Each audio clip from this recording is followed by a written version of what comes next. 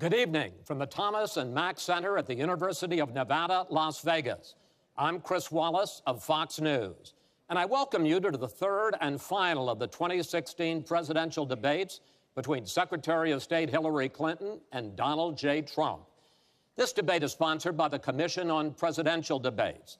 The commission has designed the format, 6 roughly 15-minute segments with 2-minute answers to the first question, then open discussion for the rest of each segment. Both campaigns have agreed to those rules. For the record, I decided the topics and the questions in each topic. None of those questions has been shared with the commission or the two candidates.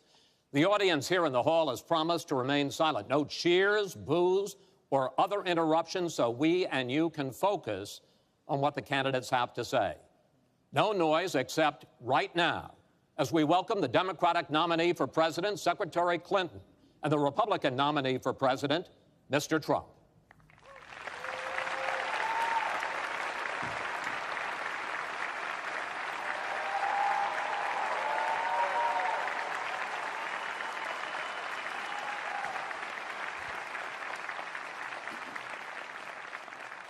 Secretary Clinton, Mr. Trump, welcome. Let's get right to it. The first topic is the Supreme Court. You both talked briefly about the court in the last debate, but I want to drill down on this because the next president will almost certainly have at least one appointment and likely or possibly 2 or 3 appointments, which means that you will, in effect, determine the balance of the court for what could be the next quarter century. First of all, where do you want to see the court take the country? And secondly, what's your view on how the Constitution should be interpreted? Do the founders' words mean what they say, or is it a living document to be applied flexibly according to changing circumstances? In this segment, Secretary Clinton, you go first. You have 2 minutes. Thank you very much, Chris, and thanks to UNLV for hosting us. You know, I think when we talk about the Supreme Court, it really raises the central issue in this election, namely, what kind of country are we going to be? What kind of opportunities will we provide for our citizens? What kind of rights will Americans have? And I feel strongly that the Supreme Court needs to stand on the side of the American people, not on the side of the powerful, corporations, and the wealthy. For me, that means that we need a Supreme Court that will stand up on behalf of women's rights, on behalf of the rights of the LGBT community, that will stand up and say no to Citizens United, a decision that has undermined the election system in our country because of the way it permits dark, unaccountable money to come into our electoral system. I have major disagreements with my opponent about these issues and others that will be before the Supreme Court. But I feel that at this point in our country's history, it is important that we not reverse marriage equality, that we not reverse Roe v. Wade, that we stand up, Citizens United, we stand up for the rights of people in the workplace, that we stand up and basically say the Supreme Court should represent all of us. That's how I see the court, and the kind of people that I would be looking to nominate to the court would be in the great tradition of standing up to the powerful, standing up on behalf of our rights as Americans. And I look forward to having that opportunity. I would hope that the Senate would do its job and confirm the nominee that President Obama has sent to them. That's the way the Constitution fundamentally should operate. The President nominates, and then the Senate advises and consents or not, but they go forward with the process. Secretary Clinton, thank you. Mr. Trump, same question. Where do you want to see the court take the country, and how do you believe the Constitution should be interpreted? Well, first of all, it's great to be with you, and thank you, everybody. The Supreme Court, it's what it's all about. Our country is it's just so imperative that we have the right justices. Something happened recently where Justice Ginsburg made some very, very inappropriate statements toward me and toward a tremendous number of people, many, many millions of people that I represent. And she was forced to apologize, and apologize she did. But these were statements that should never, ever have been made. We need a Supreme Court that, in my opinion, is going to uphold the Second Amendment and all amendments, but the Second Amendment, which is under absolute siege. I believe if my opponent should win this race, which I truly don't think will happen, we will have a Second Amendment which will be a very, very small replica of what it is right now. But I feel that it's absolutely important that we uphold because of the fact that it is under such trauma. I feel that the justices that I am going to appoint, and I've named 20 of them, the justices that I'm going to appoint will be pro-life. They will have a conservative bent. They will be protecting the Second Amendment. They are great scholars in all cases, and they're people of tremendous respect.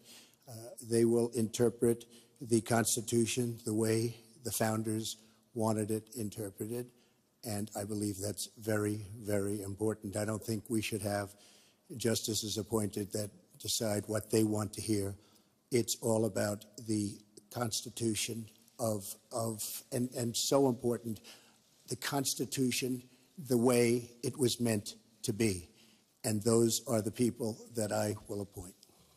Mr. Trump, thank you. We now have about 10 minutes for an open discussion. I want to focus on two issues that, in fact, by the justices that you name, could end up changing the existing law of the land. First is one that you mentioned, Mr. Trump, and that is guns. Secretary Clinton, you said last year, and let me quote, "The Supreme Court is wrong on the Second Amendment." And now, in fact, in the 2008 Heller case, the court ruled that there is a constitutional right to bear arms, but a right that is reasonably limited. Those were the words of the judge, Antonin Scalia, who wrote the decision.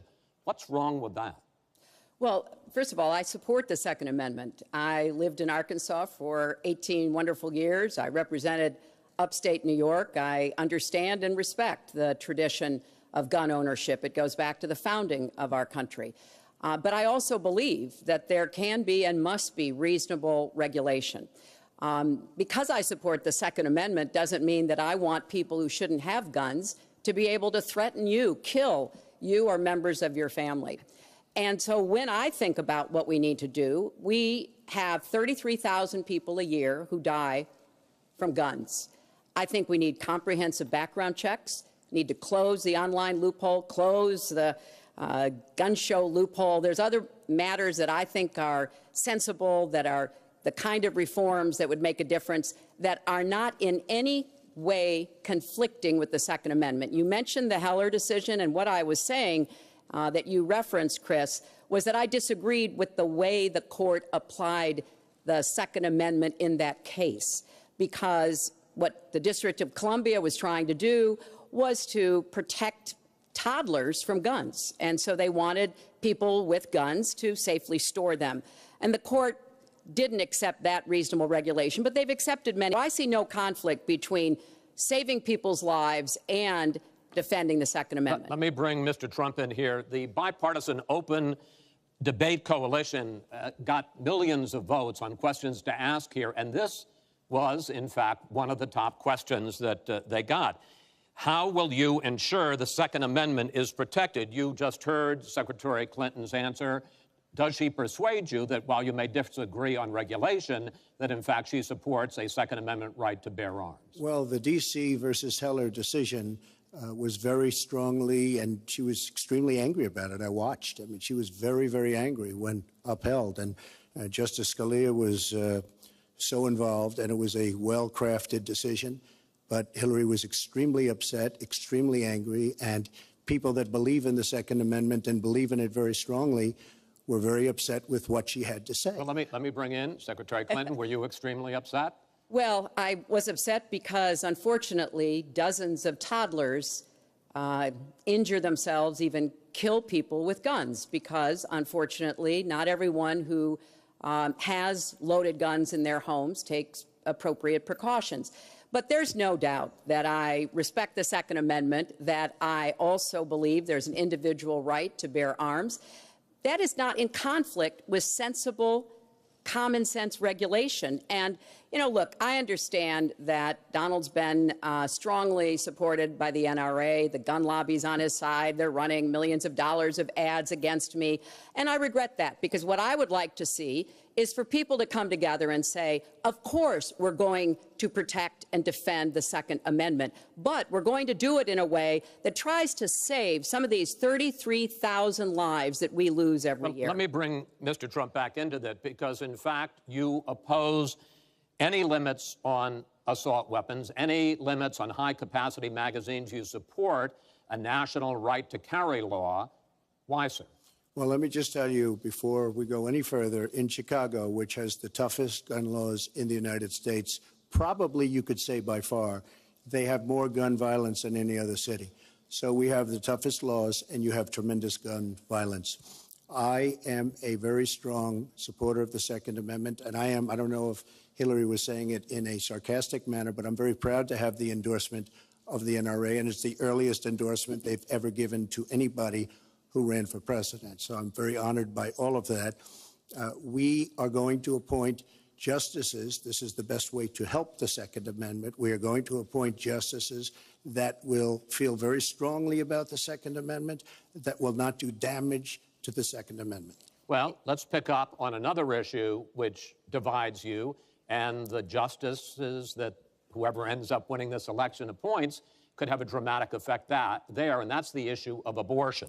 Right. Mr. Trump, you're pro-life, but I want to ask you specifically, do you want the court, including the justices that you will name, to overturn Roe v. Wade, which includes, in fact, states a woman's right to abortion? Well, if that would happen, because I am pro-life and I will be appointing pro-life judges, I would think that that will go back to the individual states. But I'm asking you specifically, would you like to... If they overturned it, it'll go back to the states. But what I'm asking you, sir, is do you want to see the court overturn? You just said you want to see the court protect the Second Amendment. Do you want to see the court overturn Roe v. Wade? Well, if we put another 2 or perhaps 3 justices on, that's really what's going to be, that will happen. And that'll happen automatically, in my opinion, because I am putting pro-life justices on the court. I will say this, it will go back to the states, and the states will then make a determination.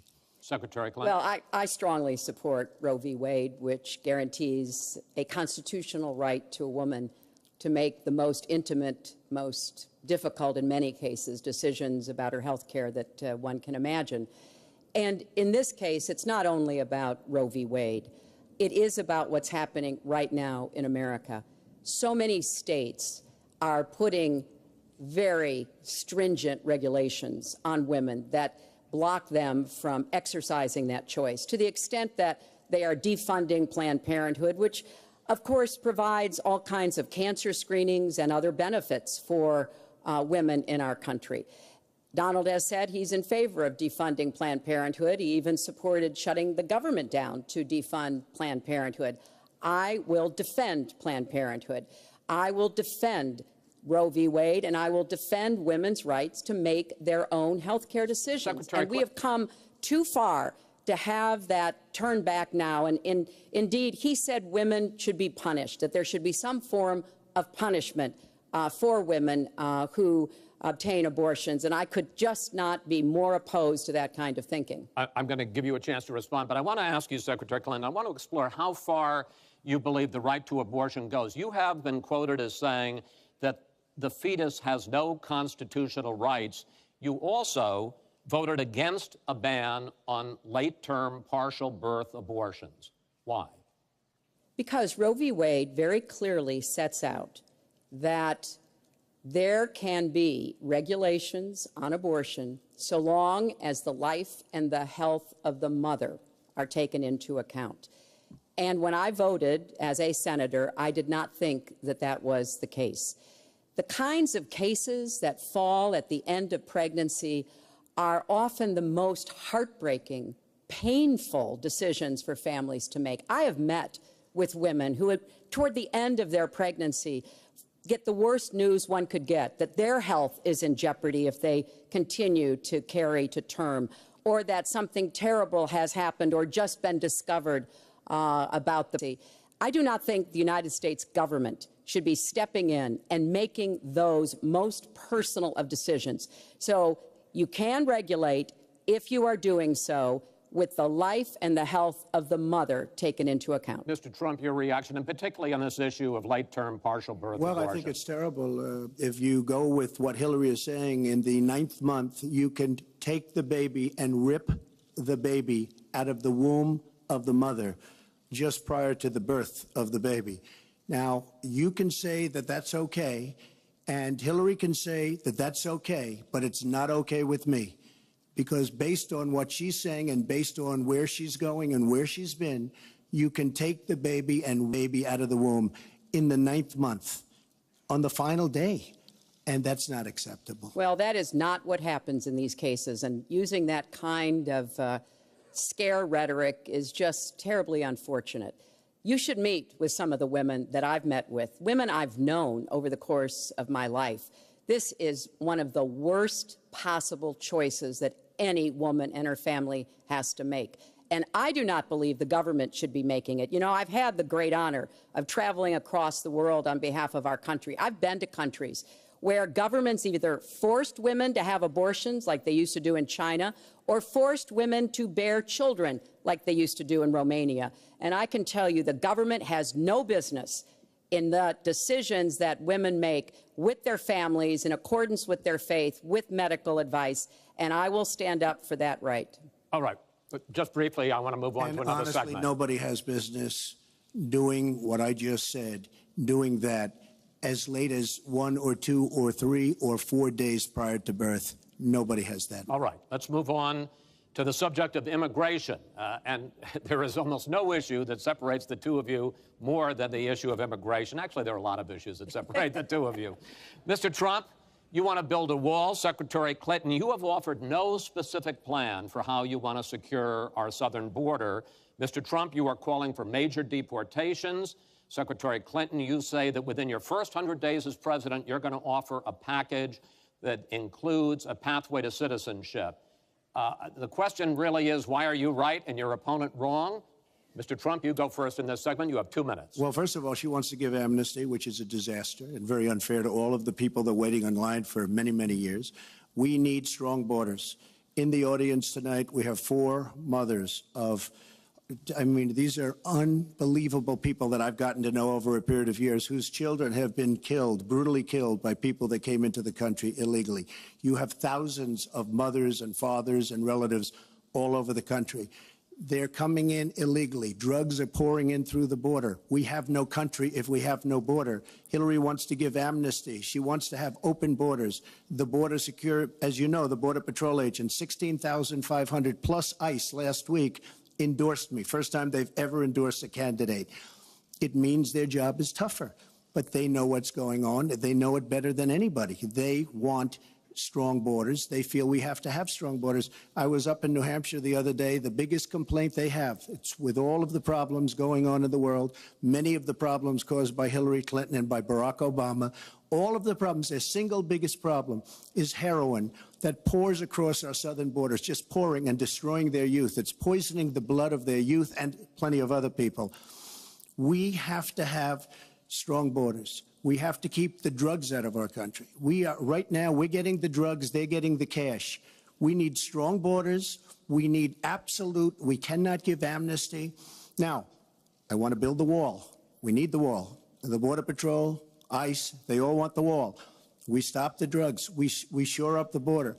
One of my first acts will be to get all of the drug lords, all of the bad ones. We have some bad people in this country that have to go out. We're going to get them out. We're going to secure the border. And once the border is secured, at a later date, we'll make a determination as to the rest. But we have some bad hombres here, and we're going to get them out.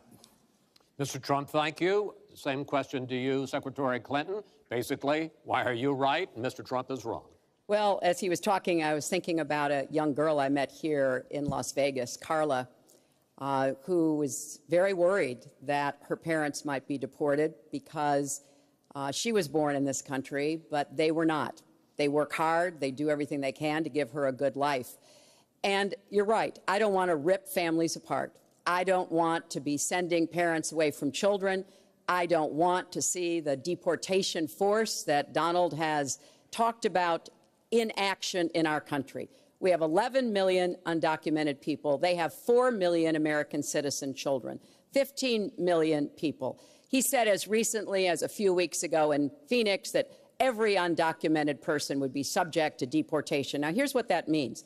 It means you would have to have a massive law enforcement presence, where law enforcement officers would be going school to school, home to home, business to business, rounding up people who are undocumented. And we would then have to put them on trains, on buses to get them out of our country. I think that is an idea that is not in keeping with who we are as a nation. I think it's an idea that would rip our country apart.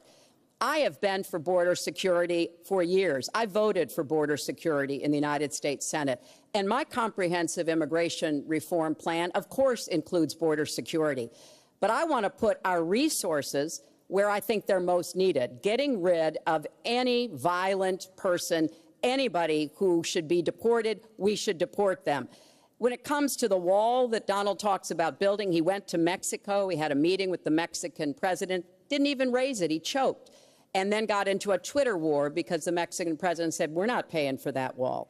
So I think we are both a nation of immigrants and we are a nation of laws, and that we can act accordingly. And that's why I'm introducing comprehensive immigration reform within the first 100 days with a path to citizenship. Thank you, Secretary Clinton. I want to follow up. I think I should respond to that. First of all, I had a very good meeting with the president of Mexico. Very nice man.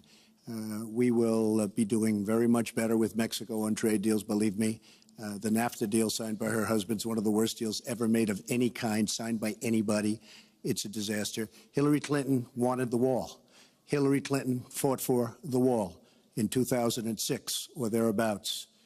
Now, she never gets anything done, so naturally the wall wasn't built. But Hillary Clinton wanted the wall. Well, let me. We are a country of laws. And by the way, no, wait. I'd like to hear from. I'd like to hear from Secretary Clinton. I voted for border security, and there are some limited places where that was appropriate. There also is necessarily going to be new technology and how best to deploy that. But it is clear when you look at what Donald has been proposing. He started his campaign bashing immigrants, calling Mexican immigrants rapists and criminals and drug dealers, that he has a very different view about what we should do to deal with immigrants. Now, what I am also arguing is that bringing undocumented immigrants out from the shadows, putting them into the formal economy, will be good, because then employers can't exploit them, cut Americans' wages. And Donald knows a lot about this. He used undocumented labor to build the Trump Tower. He underpaid undocumented workers, and when they complained, he basically said what a lot of employers do. You complain, I'll get you deported. I want to get everybody out of the shadows, get the economy working, and not let employers like Donald exploit undocumented workers, which hurts them but also hurts American workers. Mr. Trump. President Obama has moved millions of people out. Nobody knows about it. Nobody talks about it. But under Obama, millions of people have been moved out of this country. They've been deported. She doesn't want to say that, but that's what's happened, and that's what's happened big league. As far as moving these people out and moving, we either have a country or we don't. We're a country of law. Have a border or we don't. Now, you can come back in and you can become a citizen, but it's very unfair. We have millions of people that did it the right way. They're online. They're waiting. We're going to speed up the process, big league, because it's very inefficient.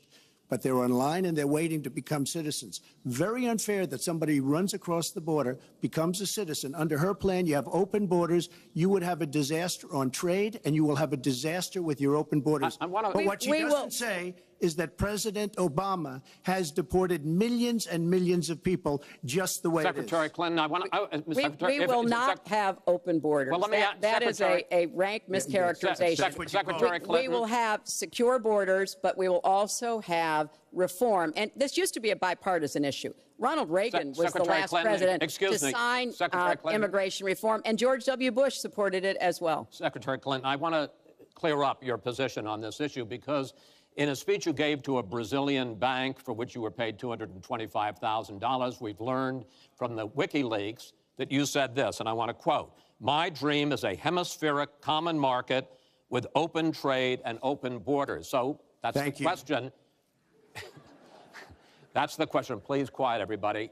Is that your dream, open borders? Well, if you went on to read the rest of the sentence, I was talking about energy. You know, we trade more energy with our neighbors than we trade with the rest of the world combined. And I do want us to have an electric grid, an energy system that crosses borders. I think that would be a great benefit to us.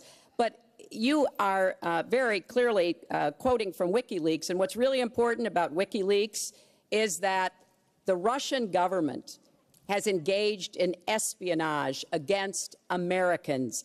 They have hacked American websites, American accounts of private people, of institutions. Then they have given that information to WikiLeaks for the purpose of putting it on the internet.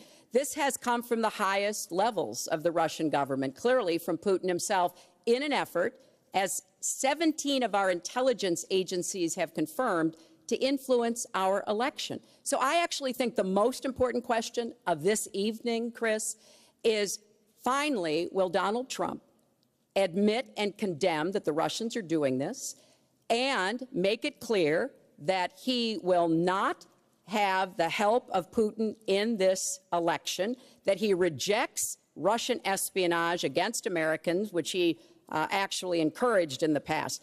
Those are the questions we need answered. We've never had anything like this happen in any of our elections before. That was a great pivot off the fact that she wants open borders, okay?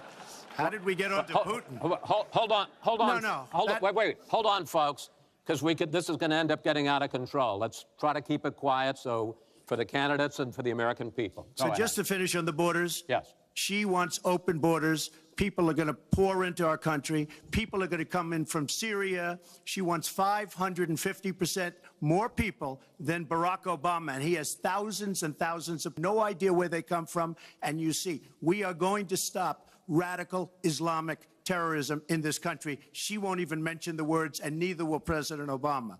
So I just want to tell you, she wants open borders. Now we can talk about Putin. I don't know Putin. He said nice things about me. If we got along well, that would be good.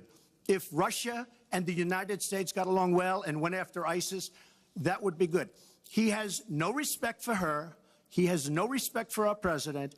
And I'll tell you what, we're in very serious trouble because we have a country with tremendous numbers of nuclear warheads, 1,800, by the way, where they expanded and we didn't.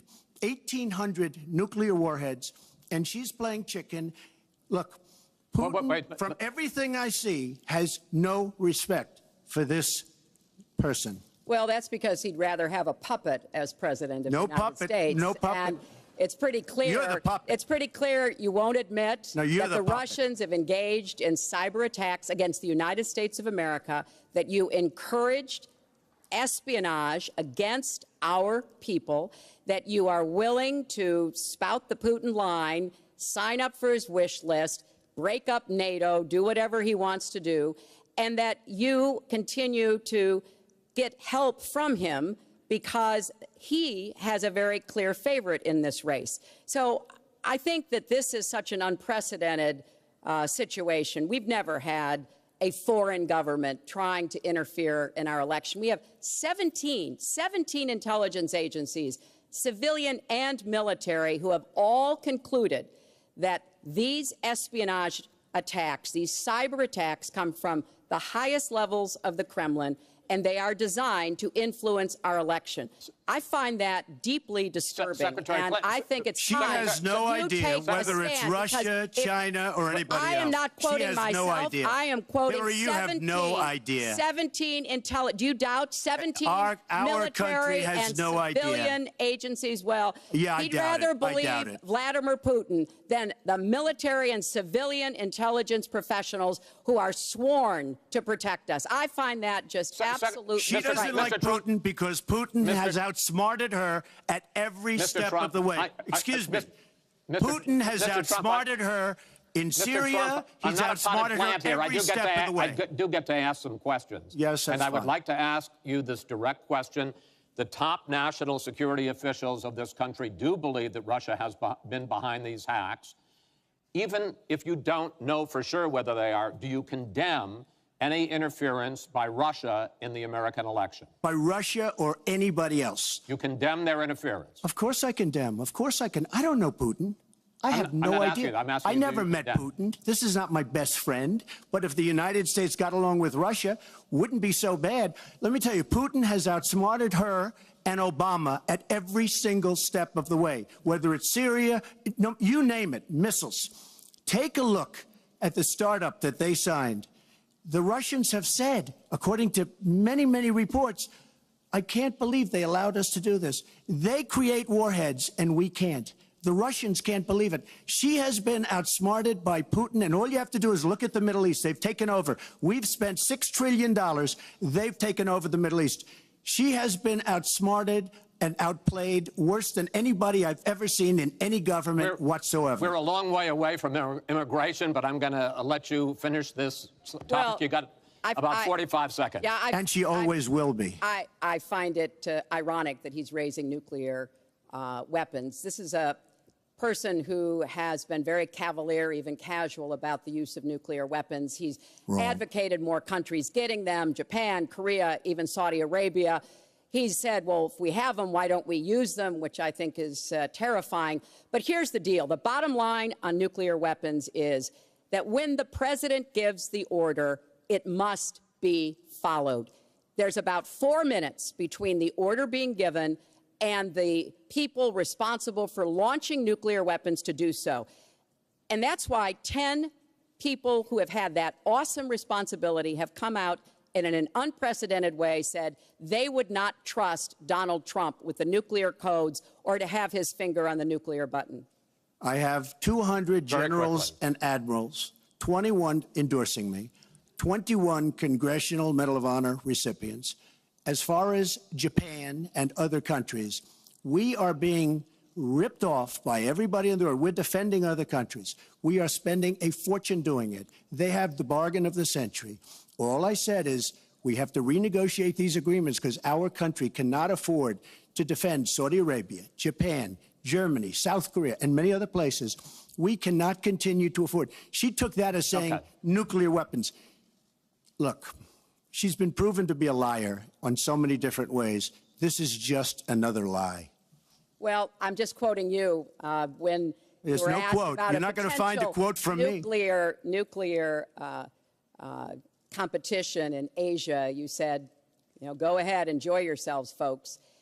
That kind and defend of language, yourselves. And defend yourselves. I didn't say nuclear. And defend yourself. The United States has kept the peace through our alliances. Donald wants to tear up our alliances. I think it makes the world safer, and frankly, it makes the United States safer. I would work with our allies in Asia, in Europe, in the Middle East, and elsewhere. That's the only way we're going to be able to keep the peace. We are going to move on to the next topic, which is the economy, and I hope we handle that as well as we did immigration. You also have very different ideas about how to get the economy growing faster. Secretary Clinton, in your plan, government plays a big role. You see more government spending, more entitlements, more tax credits, more tax penalties.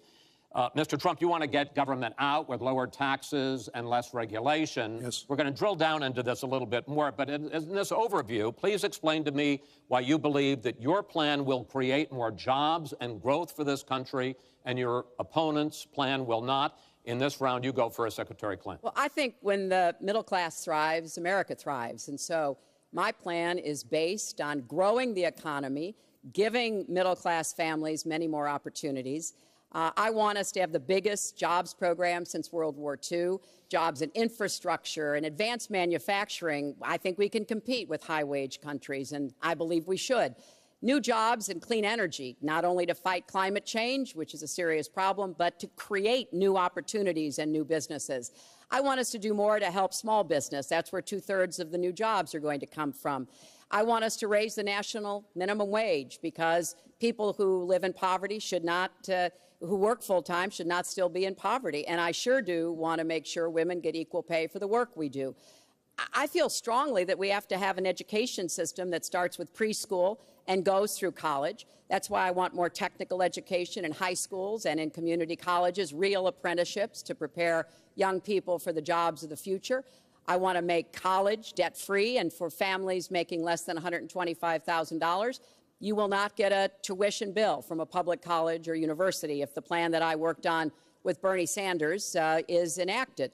And we're going to work hard to make sure that it is, because we are going to go where the money is. Most of the gains in the last years since the Great Recession have gone to the very top. So we are going to have the wealthy pay their fair share. We're going to have corporations make a contribution greater than they are now to our country.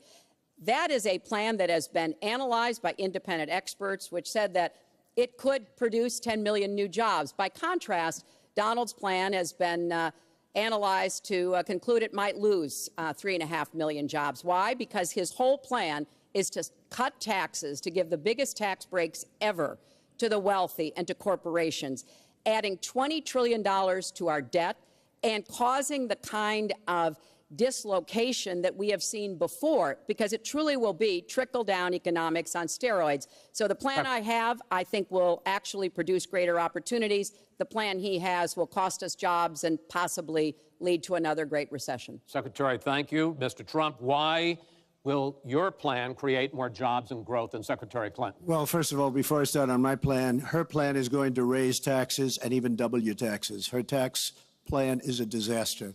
And she can say all she wants about college tuition, and I'm a big proponent. We're going to do a lot of things for college tuition, but the rest of the public's going to be paying for it. We will have a massive, massive tax increase under Hillary Clinton's plan.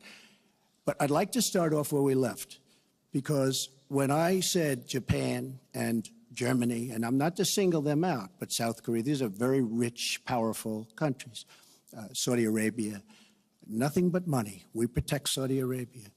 Why aren't they paying? She immediately, when she heard this, I questioned it. And I questioned NATO. Why aren't the NATO questions? Why aren't they paying? Because they weren't paying.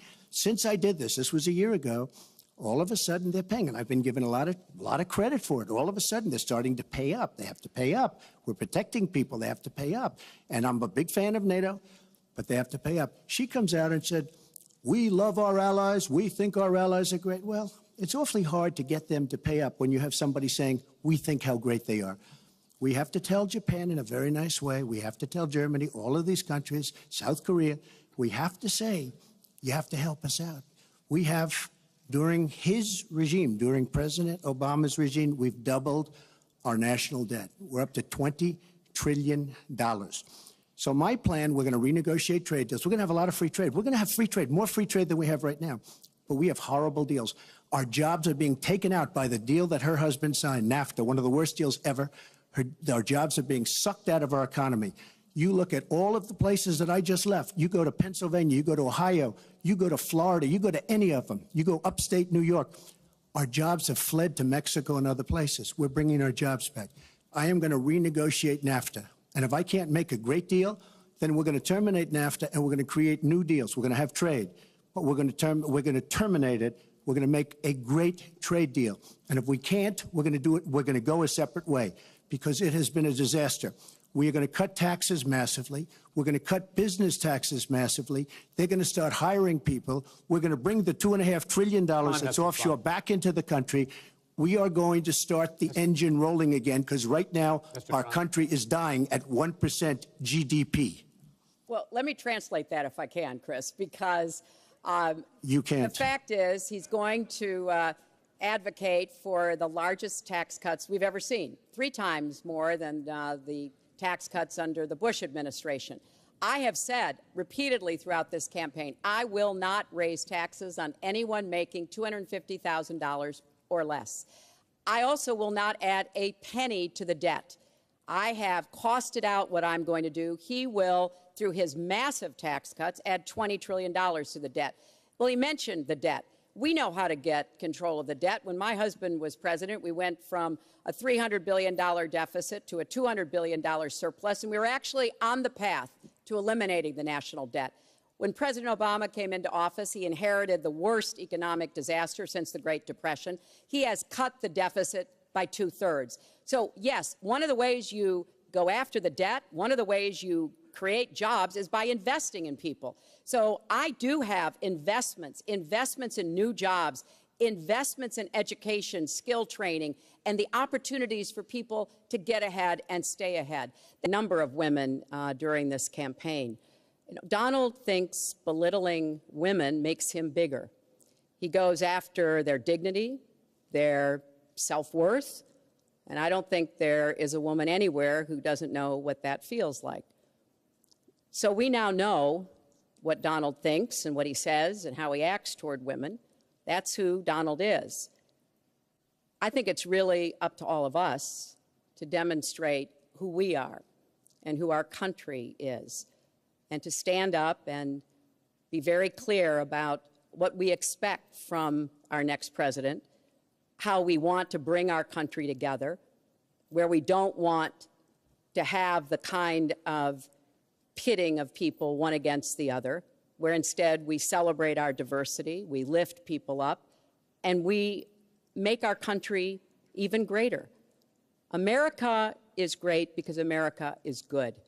And it really is up to all of us to make that true now and in the future, and particularly for our children and our grandchildren. Mr. Trump.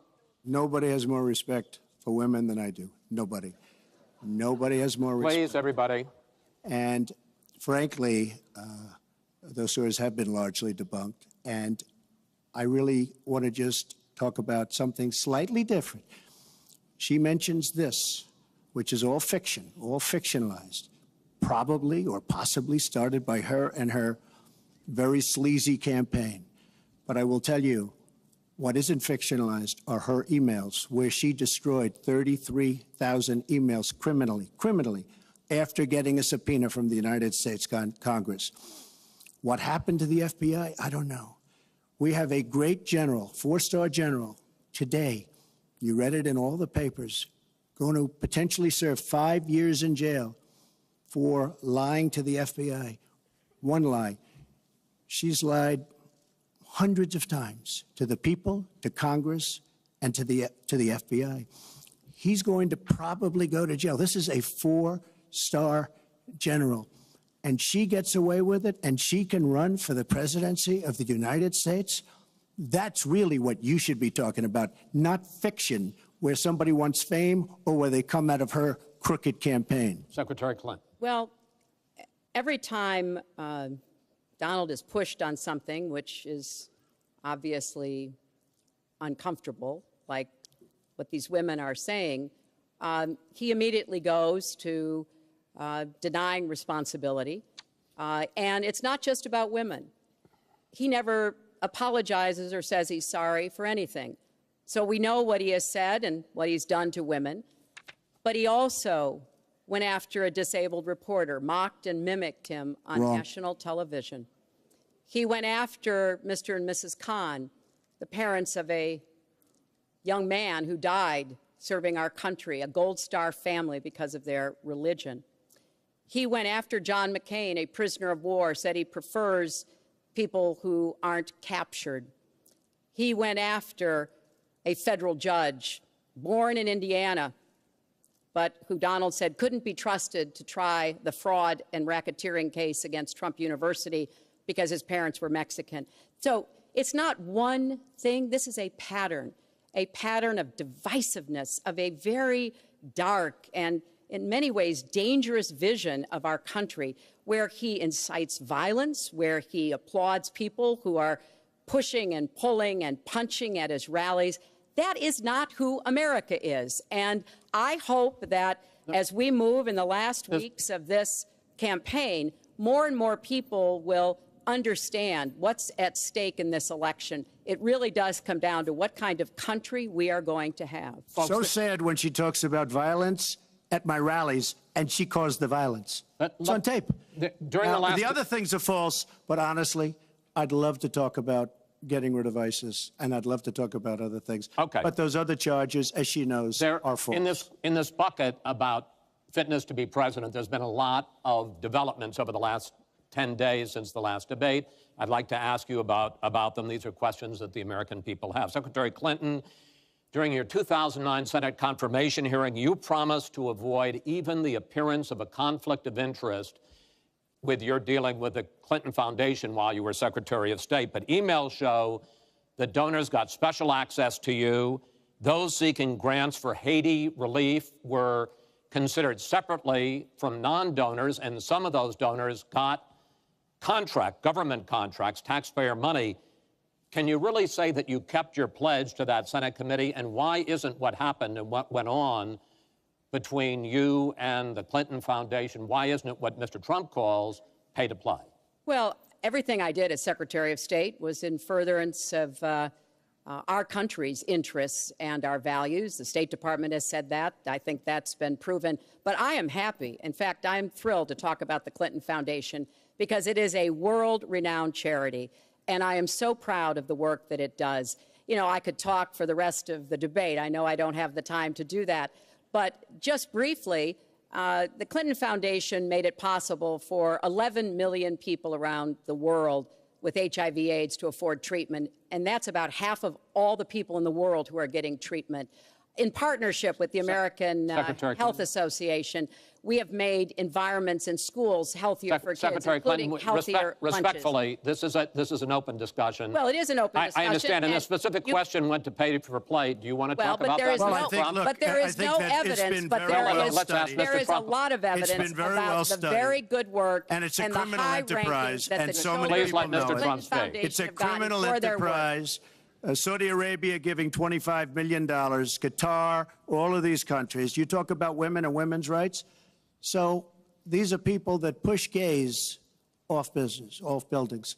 These are people that kill women and treat women horribly, and yet you take their money. So I'd like to ask you right now, why don't you give back the money that you've taken from certain countries that treat certain groups of people so horribly? Why don't you give back the money? I think it would be a great gesture, because she takes a tremendous amount of money, and you take a look at the people of Haiti. I was at a little Haiti the other day in Florida, and I want to tell you, they hate the Clintons, because what's happened in Haiti with the Clinton Foundation is a disgrace. And you know it, and they know it, and everybody knows Secretary it. Clinton. Well, very quickly, we at the Clinton Foundation spend 90% of all the money that is donated on behalf of programs of people around the world and in our own country. I'm very proud of that. We have the highest rating from the watchdogs that follow foundations, and I'd be happy to compare what we do with the Trump Foundation, which took money from other people and bought a 6-foot portrait of Donald. I mean, who does that? It just was astonishing. But when it comes to Haiti, Haiti is the poorest country in our hemisphere. The earthquake and the hurricanes, it has devastated Haiti. Bill and I have been involved in trying to help Haiti for many years. The Clinton Foundation raised $30 million to help Haiti after the catastrophic earthquake and all of the terrible problems the people there had. We've done things to help small businesses, agriculture, and so much else. And we're going to keep working to help Haiti because it's an important part of the American They don't want you to help them anymore. I'd like to mention one thing. Trump Foundation, small foundation. People contribute. I contribute. The money goes 100% goes to different charities, including a lot of military. I don't get anything. I don't buy boats. I don't buy planes. What happens is the money goes out. Wasn't some of the money used to settle your lawsuit, sir? No, it was. We put up the American flag, and that's it. They put up the American flag. We fought for the right in Palm Beach to put up the American flag. There was a penalty that was imposed by Palm Beach County, and the money came from your foundation. And by the way, the money went to Fisher House, where they build houses. The money that you're talking about went to Fisher House, where they build houses for veterans and disabled. I want to get into one last... But of course, there's no way we can know whether any of that is true because he hasn't released his tax returns. He is the first candidate ever to run for president in the last 40-plus years who has not released his tax returns. So everything he says about charity or anything else, we can't prove it. You can look at our tax returns. We've got them all out there. But what is really troubling is that we learned in the last debate he has not paid a penny in federal income tax. And we were talking about immigrants a few minutes ago, Chris. You know, half of all immigrants, undocumented immigrants in our country, actually pay federal income tax. So We have undocumented immigrants in America who are paying more federal income tax than a billionaire. I find that so let me just tell you very astonishing. Simply, we're entitled, because of the laws that people like her pass, to take massive amounts of depreciation and other charges, and we do it. And all of her donors, just about all of them, I know Buffett took hundreds of millions of dollars, George Soros, took hundreds of millions of dollars. Let me just explain. All of her donors, most of her donors have done the same thing as I did. Okay. Well, and you know what you should have done? Folks, we heard and this. You know, Hillary, what you should have done? You should have changed the law when you were a United States Senator. If you don't like it. Yeah. Because your donors and your special interests are doing the same thing as I do, except even more so. Well, you should have changed the law, but you won't change the law because you take in so much money. I mean, I sat in my apartment today on a very beautiful hotel down the street, known as Trump. Made with Chinese steel. But I will tell you, I sat there watching ad after ad after ad, false ad, all paid for by your friends on Wall Street that gave so much money because they know you're going to protect them. And frankly, you should have changed the laws. Trump, if you don't like what I did, you should have changed the laws. Mr. Trump, I want to ask you about one last question in this topic. You have been warning at rallies recently that this election is rigged and that Hillary Clinton is in the process of trying to steal it from you. Your running mate, Governor Pence, pledged on Sunday that he and you, his words, will absolutely accept the result of this election. Today, your daughter Ivanka said the same thing. I want to ask you here on the stage tonight, do you make the same commitment that you will absolutely, sir, that you will absolutely accept the result of this election? I will look at it at the time. I'm not looking at anything now. I'll look at it at the time. What I've seen is so bad. First of all, the media is so dishonest and so corrupt, and the pile-on is so amazing. The New York Times actually wrote an article about it that they don't even care. It's so dishonest, and they've poisoned the minds of the voters. But unfortunately for them, I think the voters are seeing through it. I think they're going to see through it. We'll find out on November 8th, but I think they're going to see through it. But, sir, if you look, excuse me, Chris, if you look at your voter rolls, you will see millions of people that are registered to vote. Millions. This isn't coming from me. This is coming from Pew Report and other places. Millions of people that are registered and be registered to vote. So let me just give you one other thing. So I talk about the corrupt media. I talk about the millions of people. Tell you one other thing. She shouldn't be allowed to run. She's guilty of a very, very serious crime. She should not be allowed to run. And just in that respect, I say it's rigged because she should never, Chris, she should never have been allowed to run for the presidency based on what she did with emails and so many other things. But, sir, there is a tradition in this country. In fact, one of the prides of this country is the peaceful transition of power, and that no matter how hard fought a campaign is, that at the end of the campaign, that the loser concedes to the winner, not saying that you're necessarily going to be the loser or the winner, but that the loser concedes to the winner and that the country comes together in part for the good of the country. Are you saying you're not prepared now to commit to that principle? What I'm saying is that I will tell you at the time. I'll keep you in suspense. Well, okay? Chris, let me respond to that because that's horrifying. You know, every time Donald thinks things are not going in his direction, he claims whatever it is rigged against him. The FBI conducted a year-long investigation into my emails. They concluded there was no case. He said the FBI was rigged. He lost the Iowa caucus. He lost the Wisconsin primary. He said the Republican primary was rigged against him. Then Trump University gets sued for fraud and racketeering. He claims the court system and the federal judge is rigged against him. There was even a time when he didn't get an Emmy for his TV program 3 years in a row, and he started tweeting that the Emmys were rigged against him. Should have gotten it. This is a mindset. This is how Donald thinks. And it's funny, but it's also really troubling. Okay. Now, that is not the way our democracy works. We've been around for 240 years. We've had free and fair elections. We've accepted the outcomes when we may not have liked them. And that is what must be expected of anyone standing on a debate stage during a general election. You know, President Obama said the other day, when you're whining before the game is even finished, it just shows you're not up to doing the job. And let's be clear about what he is saying and what that means. He is denigrating, he's talking down our democracy. And I, for one, am appalled that somebody who is the nominee of one of our two major parties would take that kind of position. I think what the FBI did and what the Department of Justice did, including meeting with her husband, the Attorney General, in the back of an airplane on the tarmac in Arizona, I think it's disgraceful. I think it's a disgrace. All right. I think we've never had a situation so bad. Hold on, in this folks. country. This doesn't do any good for anyone. Let's please continue the debate, and let's move on to the subject of foreign hotspots. The Iraqi offensive to take back Mosul has begun. If they are successful in pushing ISIS out of that city and out of all of Iraq, the question then becomes, what happens the day after? And that's something that whoever of you ends up as president is going to have to confront. Will you put U.S. troops into that vacuum to make sure that ISIS doesn't come back or isn't replaced by something even worse? Secretary Clinton, you go first in this segment. You have 2 minutes. Well, I am encouraged that there is an effort led by the Iraqi army, supported by Kurdish forces, and also given the help and advice from the number of special forces and other Americans on the ground. But I will not support putting American soldiers into Iraq as an occupying force. I don't think that is in our interests, and I don't think that would be smart to do. In fact, Chris, I think that would be a big red flag waving for ISIS to reconstitute itself.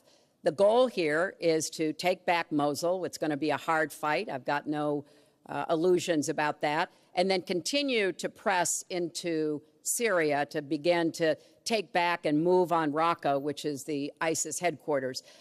I am hopeful that the hard work that American military advisors have done will pay off, and that we will see a really successful military operation.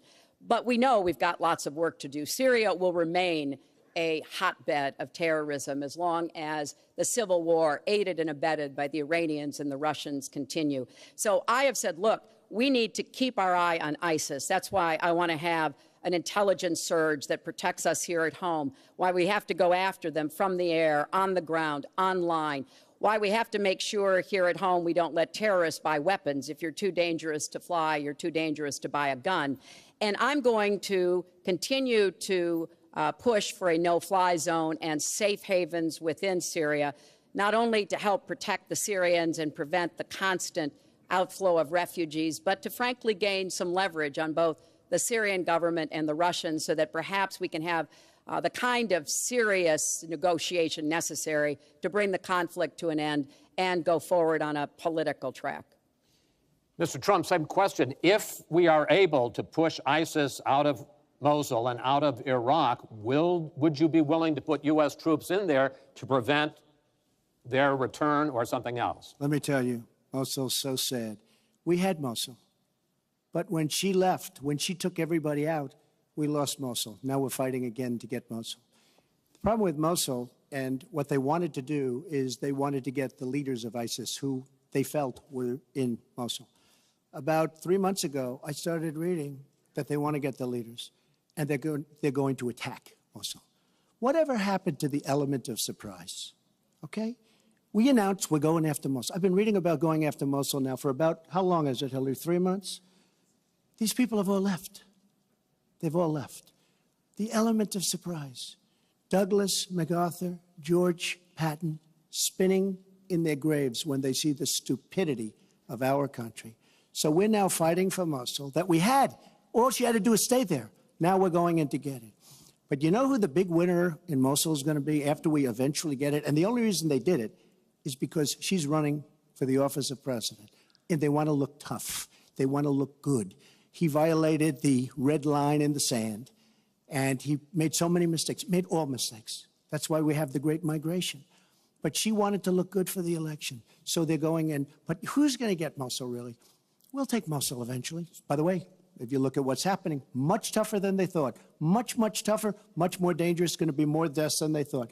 But the leaders that we wanted to get are all gone because they're smart. They say, what do we need this for? So Mosul, is going to be a wonderful thing, and Iran should write us a letter of thank you, just like the stupidest deal of all time, a deal that's going to give Iran absolutely nuclear weapons.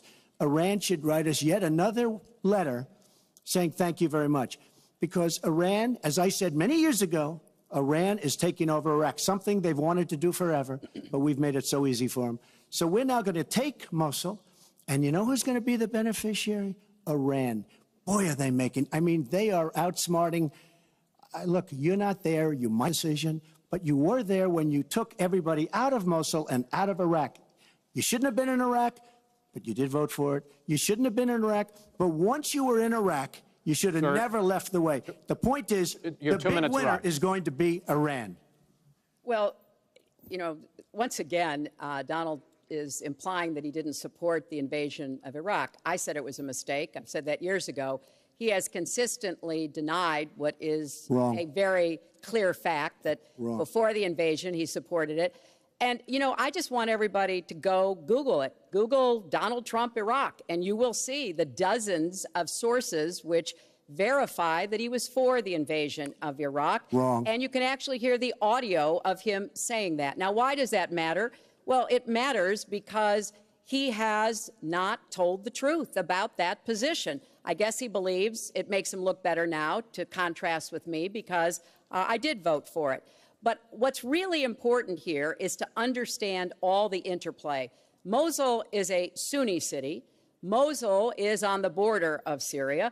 And yes, we do need to go after Baghdadi, and just like we went after bin Laden while you were doing Celebrity Apprentice, and we brought him to justice. We need to go after the leadership, but we need to get rid of them, get rid of their fighters. They're estimated several thousand fighters in Mosul. They've been digging underground. They've been prepared to defend. It's going to be tough fighting, but I think we can take back Mosul, and then we can move on into Syria and take back Raqqa. This is what we have to do. I'm just amazed that he seems to think that the Iraqi government and our allies and everybody else launched the attack on Mosul to help me in this election. But that's how Donald thinks, you know. He always is looking for some Chris, we don't gain anything. He has all these Iran is taking over Iraq. Secretary Clinton. Iran is taking over Iraq. We don't gain Secretary Clinton. We would have gained if they did it by surprise. Wait. Secretary Clinton, it's an open discussion. Secretary. We would have gained if they did it by surprise. Secretary, please let Mr. Trump speak. He's unfit, and he proves it every time You he are talks. the one that's unfit. You know, WikiLeaks just actually came out. John Podesta said some horrible things about you, and boy, was he right. He said some beauties. And, you know, Bernie Sanders, he said you have bad judgment. You do. And if you think that going into Mosul, after we let the world know we're going in, and all of the people that we really wanted, the leaders, they're all gone. If you think that was good, then you do. Now, John Podesta said you have terrible instincts. Bernie Sanders said you have bad judgment. I agree with both. Well, you should ask Bernie Sanders who he's supporting for president, and he has said, which is as he has campaigned for me around the country, you are the most dangerous person to run for president in the modern history of America. I think he's right. Let's turn to Aleppo. Mr. Trump, in the last debate, you were both asked about the situation in the Syrian city of Aleppo, and I want to follow up on that because you said several things in that debate which were not true, sir. You said that Aleppo has basically fallen. In fact, there are... It's a catastrophe. It is a catastrophe, but there are a quarter of... Have you seen it? Have you seen it? Sir, have you seen what's happened to Aleppo? If I might finish my question. Okay, so it hasn't fallen. Take a look at it. Well, there are 250,000 people still living there and being slaughtered. That's right. You also and they are being slaughtered because of bad decisions. If I may just finish here. And you also said that Syria and Russia are busy fighting ISIS. In fact, they have been the ones who've been bombing and shelling eastern Aleppo, and they just announced a humanitarian pause, in effect admitting that they have been bombing and shelling Aleppo. Would you like to clear that up, sir? Well, Aleppo is a disaster. It's a humanitarian nightmare, but it has fallen from any standpoint. I mean, what do you need, a signed document? Take a look at Aleppo. It is so sad when you see what's happened. And a lot of this is because of Hillary Clinton. Because what's happened is by fighting Assad, who turned out to be a lot tougher than she thought, and now she's going to say, oh, he loves Assad. He's just much tougher and much smarter than her and Obama. And everyone thought he was gone 2 years ago, 3 years ago. He aligned with Russia. He now also aligned with Iran, who we made very powerful. We gave them $150 billion back. We give them $1.7 billion in cash. I mean cash, bundles of cash as big as this stage. We gave them $1.7 billion. Now, they have aligned. He has aligned with Russia and with Iran. They don't want ISIS, but they have other things because we're backing rebels. We don't know who the rebels are. We're giving them lots of money, lots of everything. We don't know who the rebels are. And when and if, and it's not going to happen because you have Russia and you have Iran now, but if they ever did overthrow Assad, you might end up with as bad as Assad is, and he's a bad guy. But you may very well end up with worse than Assad. If she did nothing, we'd be in much better shape. And this is what's caused the Great Migration, where she's taken in tens of thousands of Syrian refugees who probably, who are definitely, in many cases, ISIS-aligned. And we now have them in our country. And wait till you see, this is going to be the great Trojan horse. And wait till you see what happens in the coming years. Lots of luck, Hillary. Thanks a lot for doing a great job. Secretary Clinton, you have talked about, and in the last debate and again today, that you would impose a no-fly zone to try to protect the people of Aleppo and to stop the killing there. President Obama has refused to do that because he fears it's going to draw us closer or deeper into the conflict. And General Joseph Dunford, the chairman of the Joint Chiefs of Staff, says, you impose a no-fly zone, chances are you're going to get into a war, his words, with Syria and Russia. So the question I have is, if you impose a no-fly zone, first of all, how do you respond to their concerns? Secondly, if you impose a no-fly zone and a Russian plane violates that, does President Clinton shoot that plane down? Well, Chris, first of all, I think a no-fly zone could save lives and could hasten the end of the conflict. I am well aware of the really legitimate concerns that you have expressed from both the president and the general. This would not be done just on the first day. This would take a lot of negotiation. It would also take making it clear to the Russians and the Syrians that our purpose here was to provide safe zones on the ground. We've had millions of people leave Syria, and those millions of people inside Syria who've been dislocated. So I think we could strike a deal and make it very clear to the Russians and the Syrians that this was something that we believed was in the best interests of the people on the ground in Syria. It would help us with our fight against ISIS. But I want to respond to what Donald said about refugees. He's made these claims repeatedly. I am not going to let anyone into this country who is not vetted, who we do not have confidence in, but I am not going to slam the door on women and children. That picture of that little 4-year-old boy in Aleppo with the blood coming down his face while he sat in an ambulance is haunting. And so we are going to do very careful, thorough vetting. That does not solve our internal challenges with ISIS and our need to stop radicalization, to work with American Muslim communities who are on the front lines to identify and prevent attacks. In fact, the killer of the dozens of people at the nightclub in Orlando, the Pulse nightclub, was born in Queens, the same place Donald was born. So let's be clear about what the threat is and how we are best going to be able to meet it. And yes, some of that threat emanates from over in Syria and Iraq, and we've got to keep fighting, and I will defeat ISIS. And some of it is we have to up our game and be much smarter here Folks, at home. I want to get into our final segment. But I just have to, it's so ridiculous what she will defeat ISIS. We should have never let ISIS happen in the first place. And right now they're in 32 countries. Okay. You should have never. Wait 1 second. They had a ceasefire 3 weeks ago. A ceasefire, United States, Russia, Syria. And during the ceasefire, Russia took over vast swatches of land. And then they said, we don't want the ceasefire anymore. We are so outplayed on missiles, on ceasefires. They are outplayed. Now, she wasn't there. I assume she had nothing to do with it. But our country is so outplayed by Putin and Assad and by the way, and by Iran. Nobody can believe how stupid our leadership is. Mr. Trump, Secretary Clinton, no, we need to move on to our final segment, and that is the national debt, which has not been discussed until tonight. Our national debt as a share of the economy, our GDP, is now 77%. That's the highest since just after World War II. But the Nonpartisan Committee for a Responsible Federal Budget says, Secretary Clinton, under your plan, debt would rise to 86% of GDP over the next 10 years. Mr. Trump, under your plan, they say it would rise to 105% of GDP over the next 10 years. Question is, why are both of you ignoring this problem? Mr. Trump, you go first. Well, I say they're wrong because I'm going to create tremendous jobs. And we're bringing GDP from really 1%, which is what it is now. And if she got in, it'll be less than zero. But we're bringing it from 1% up to 4%, and I actually think we can go higher than 4%. I think you can go to 5 or 6%. And if we do, you don't have to bother asking your question, because we have a tremendous machine. We will have created a tremendous economic machine once again. To do that, we're taking back jobs. We're not going to let our companies be raided by other countries where we lose all our jobs. We don't make our product anymore. It's very sad.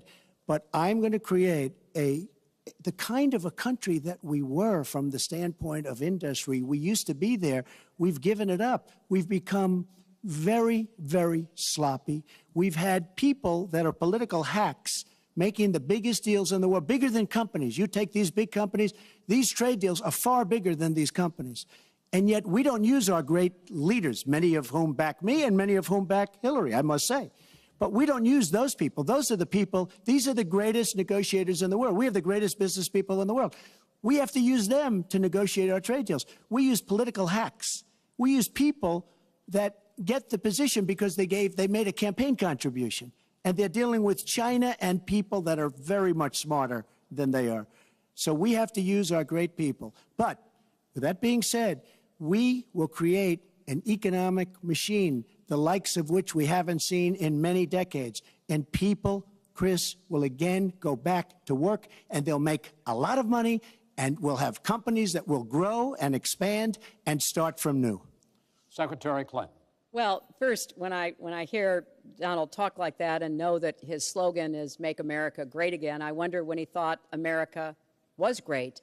And before he rushes and says, you know, before you and President Obama were there, I think it's important to recognize that he has been criticizing our government for decades. You know, back in 1987, he took out a $100,000 ad in the New York Times during the time when President Reagan was president and basically said exactly what he just said now, that we were the laughing stock of the world. He was criticizing President Reagan. This is the way Donald thinks about himself, puts himself into, you know, the middle and says, you know, I alone can fix it, as he said on the convention stage. But if you look at the debt, which is the issue you asked about, Chris, I pay for everything I'm proposing. I do not add a penny to the national debt. I take that very seriously because I do think it's one of the issues we've got to come to grips with.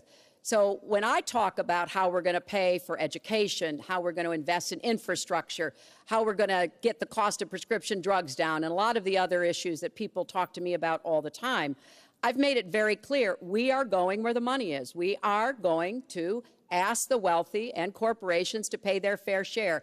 And there is no evidence whatsoever that that will slow down or diminish our growth. In fact, I think just the opposite. We'll have what economists call middle-out growth. We've got to get back to rebuilding the middle class, the families of America. That's where growth will come from. That's why I want to invest in you. I want to invest in your family. And I think that's the smartest way to grow the economy, to make the economy fairer. And we just have a big disagreement about this. It may be because of our experiences. You know, he started off with his dad as a millionaire. I started off with my dad as a small businessman. We've heard this before. I think it's, you know, it's a difference that affects how we see the world and what we want to do with the economy. Time. Thank you, Hillary. Could I just respond? Well, no. Because sir, I because did we're running out of disagree with time. Ronald Reagan very strongly on trade. I disagreed with him. We should have been much tougher on trade even then. I've been waiting for years. Nobody does it right. And frankly, now we're going to do it right. All right. The one last area I want to get into with you in this debate is the fact that the biggest driver of our debt is entitlements, which is 60% of all federal spending. Now, the Committee for Responsible Federal Budget has looked at both of your plans, and they say neither of you has a serious plan that is going to solve the fact that Medicare is going to run out of money in the 2020s, Social Security is going to run out of money in the 2030s, and at that time, recipients are going to take huge cuts in their benefits. So, in effect, the final question I want to ask you in this regard is, and let me start with you, Mr. Trump, would President Trump make a deal to save Medicare and Social Security that included both tax increases and benefit cuts, in effect, a grand bargain on entitlements? I'm cutting taxes. We're going to grow the economy. It's going to grow at a record rate. But that's not going to help on entitlements. It's going to totally help you. And one thing we have to do, repeal and replace the disaster known as Obamacare. It's destroying our country. It's destroying our businesses, our small business, and our big businesses. We have to repeal and replace Obamacare. You take a look at the kind of numbers that will cost us in the year 17. It is a disaster if we don't repeal and replace. Now, it's probably going to die of its own weight, but Obamacare has to go. The premiums are going up 60, 70, 80%. Next year, they're going to go up over 100%. And I'm really glad that the premiums have started. At least the people see what's happening, because she wants to keep Obamacare and she wants to make it even worse. And it can't get any worse.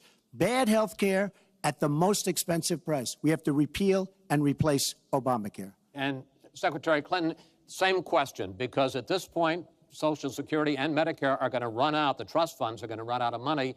Will you, as president, will you consider a grand bargain, a deal that includes both tax increases and benefit cuts to try to save both programs? Well, Chris, I am on record as saying that we need to put more money into the Social Security Trust Fund.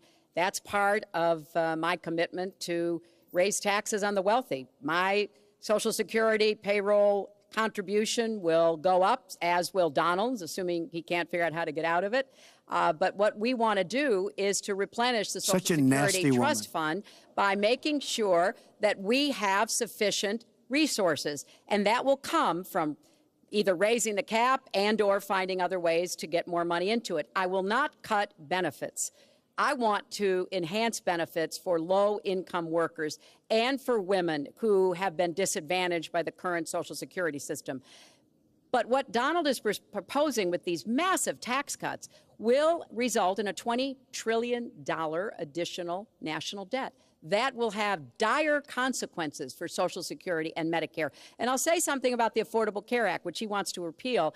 The Affordable Care Act extended the solvency of the Medicare Trust Fund. So if he repeals it, our Medicare problem gets worse. What we need to do is go after the long-term health care drivers. We've got to get costs down, increase value, emphasize wellness. I have a plan for doing that, and I think that we will be able to get entitlement spending under control with more resources and smarter decisions. This is the final time, probably to both of your delight, that you're going to be on the stage together in this campaign. I would like to end it on a positive note. You had not agreed to closing statements, but it seems to me in a funny way that might make it more interesting because you haven't prepared closing statements. So I'd like you each to take it. We're going to put a clock up, a minute, as the final question in the final debate to tell the American people why they should elect you to be the next president. This is another new mini segment. Secretary Clinton, it's your turn to go first. Well, I would like to say to everyone watching tonight that I'm reaching out to all Americans, Democrats, Republicans, and independents, because we need everybody to help make our country what it should be, to grow the economy, to make it fairer, to make it work for everyone. We need your talents, your skills, your commitment, your energy, your ambition. You know, I've been privileged to see the presidency up close, and I know the awesome responsibility of protecting our country and the incredible opportunity of working to try to make life better for all of you. I have made the cause of children and families really my life's work. That's what my mission will be in the presidency. I will stand up for families against powerful interests, against corporations. I will do everything that I can to make sure that you have good jobs with rising incomes, that your kids have good educations from preschool through college. I hope you will give me a chance to serve as your president. Secretary Clinton, thank you. Mr. Trump? She's raising the money from the people she wants to control. It doesn't work that way. But when I started this campaign, I started it very strongly. It's called Make America Great Again. We're going to make America great. We have a depleted military. It has to be helped, has to be fixed. We have the greatest people on earth in our military. We don't take care of our veterans. We take care of illegal immigrants, people that come into the country illegally, better than we take care of our vets. That can't happen. Our policemen and women are disrespected. We need law and order, but we need justice too. Our inner cities are a disaster. You get shot walking to the store. They have no education. They have no jobs. I will do more for African Americans and Latinos than she can ever do in 10 lifetimes. All she's done is talk to the African Americans and to the Latinos. But they get the vote, and then they come back. They say, we'll see you in 4 years. We are going to make America strong again, and we are going to make America great again, and it has to start now. We cannot take 4 more years of Barack Obama, and that's what you get when you get her. Thank you both. Secretary Clinton, hold on just a moment, folks. Secretary Clinton, Mr. Trump, I want to thank you both for participating in all 3 of these debates. That brings to an end this year's debate sponsored by the Commission on Presidential Debates. We want to thank the University of Nevada, Las Vegas, and its students for having us. Now the decision is up to you. While millions have already voted, Election Day, November 8th, is just 20 days away. One thing everyone here can agree on: we hope you will go vote. It is one of the honors and obligations of living in this great country. Thank you, and good night.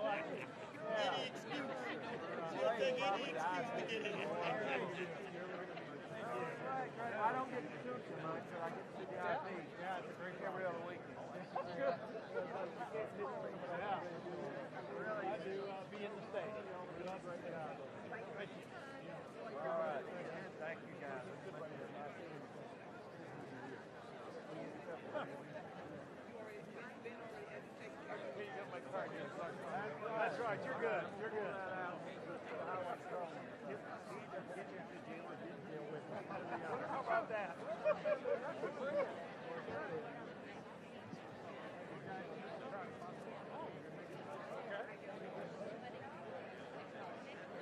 Okay, thank you.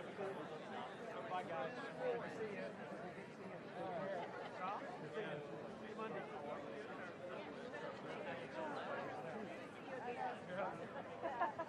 Yeah, cool.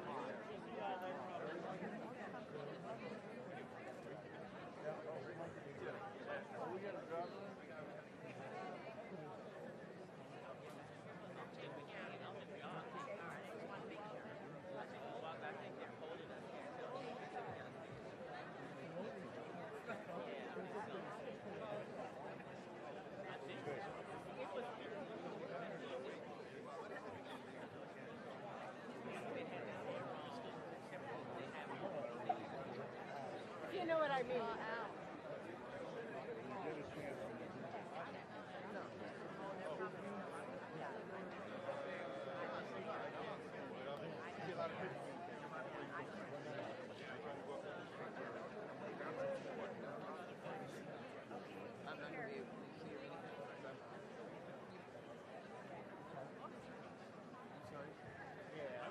I mean, it may be a little longer. Congress on board, but Yeah, I hope so. so we could just meet at the tent if you want to.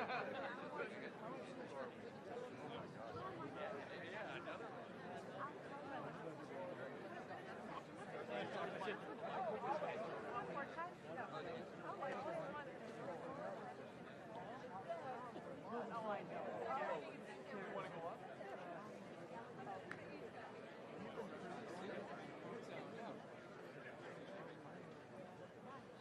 Good night, Charlie. Good night.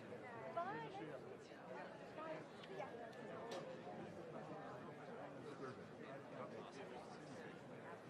What do you Hey, think? Erwin. What do you think? What do you think?